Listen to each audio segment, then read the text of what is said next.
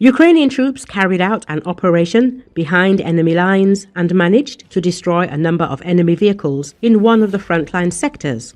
The 28th Separate Mechanized Brigade, named after the Knights of the Winter Campaign, reports.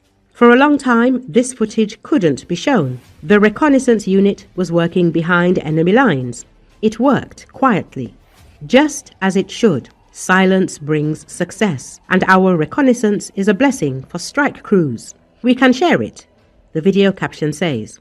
It is noted that thanks to the effective work of the scouts, a self-propelled gun, a howitzer, and 3 armored fighting vehicles, AFVs with infantry, were destroyed. The enemy thought they were hidden, thought they couldn't be seen. But in modern combat, the one who sees first survives. So we saw, we marked, the strike crews destroyed, thanks to the eyes of our reconnaissance company. The Ukrainian military noted.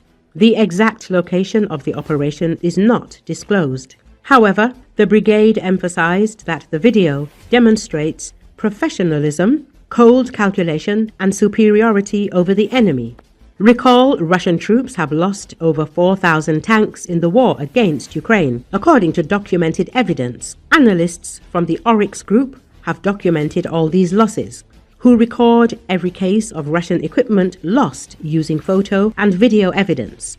This number includes destroyed, abandoned, and captured Russian army tanks. Oryx analysts have been keeping records since February 2022, when the full-scale invasion began. Their database only includes equipment whose loss has been confirmed by photos or videos. Accordingly, the actual number of losses is likely to be significantly higher. Many tanks listed as abandoned were probably destroyed or captured by the Ukrainian military. If a tank was initially captured and then destroyed, it is counted only as a loss of the original operator to avoid double counting in the statistics.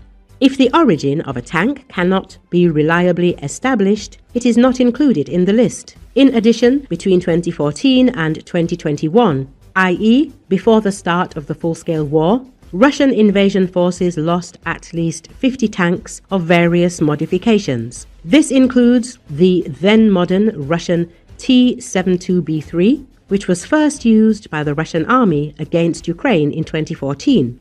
In total, according to Oryx estimates, the Ukrainian military destroyed more than 22,000 units of various Russian equipment, including tanks, armored vehicles, artillery, and aircraft.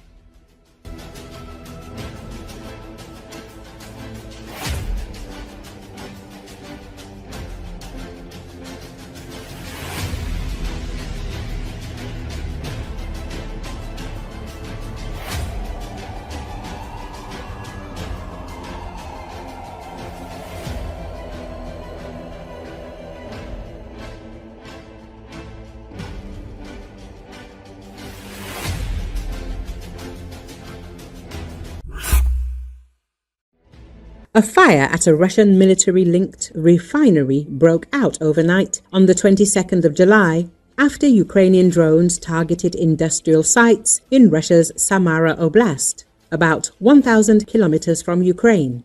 The targeted facility was the Novokubashevsk Petrochemical Company, one of Russia's largest producers in the petrochemical and organic synthesis sectors.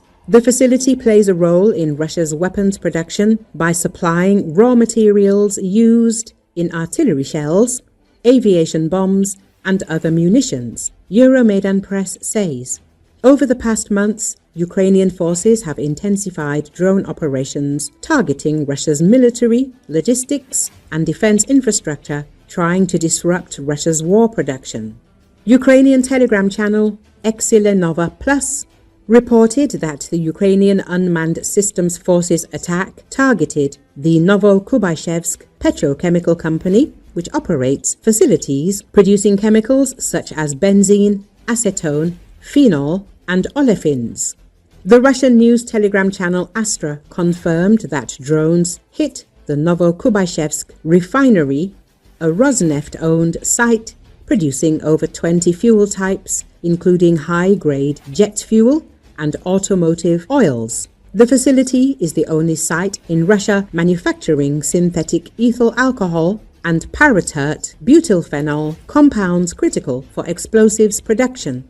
The plant processes around 1 million tons of material annually and is part of Russia's defense industrial supply chain. The refinery processes more than 8.8 million tons of crude oil each year.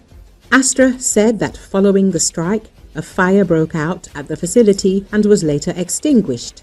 Samara Oblast authorities acknowledged an attempted attack and claimed that several drones were shot down, while also imposing temporary mobile internet restrictions to assist military efforts on countering UAVs. Late on the 21st of July, Astra reported drone strikes on the Milerovo military airfield in Rostov Oblast.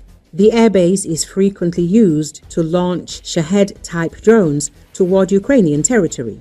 The Iranian-designed Shahed drones can carry up to 90 kilograms of explosives, and Russia has been widely using them in its daily attacks against Ukrainian civilians.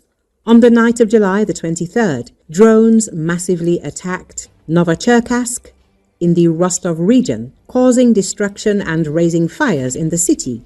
Railroad infrastructure, a district power plant, and Rostelecom building were under attack. The UAV attack caused power supply problems in Novocherkassk. Russians wrote about at least 10 explosions in the regional center and the sounds of explosions in Novocherkassk. At around midnight, Russian media reported that a fire had risen in the center of Novocherkassk as a result of allegedly falling UAV debris. Explosions, according to Russians, also occurred near the Novocherkasskaya TPP.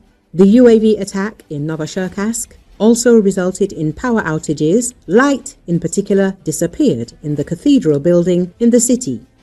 Russians also reported that in Novocherkassk, one of the allegedly shot down UAVs fell and exploded near the building of the railway station. A fire broke out at the site of the attack.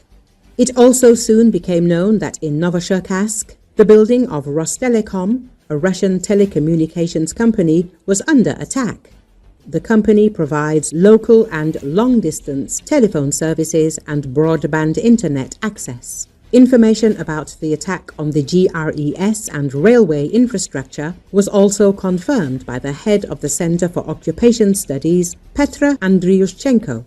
It should be noted that the Novocherkasskaya GRES is a thermal power plant, which is the main source of electricity generation in the Rostov region of the Russian Federation.